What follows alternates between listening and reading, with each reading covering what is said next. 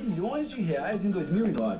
O patrimônio passou de 1,3 para 3,4 bilhões nos últimos 3 anos.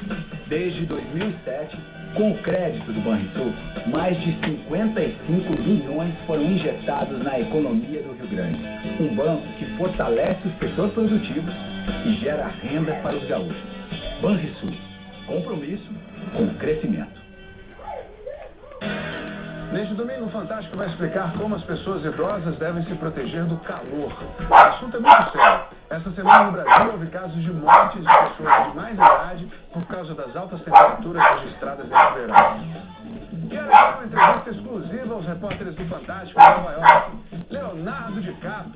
Ele falou sobre a carreira e também sobre a relação com a ex-mulher, a supermodelo brasileira Gisele Bündchen. E direto de Tóquio, nossos repórteres mostram o sucesso de um grupo de pagode composto só por japoneses. E eles cantam em português. Quer dizer, é um português bem peculiar. Esse domingo Fantástico começa mais cedo. É às 8 da noite. Até lá. O ex-presidente americano Bill Clinton recebeu alta depois de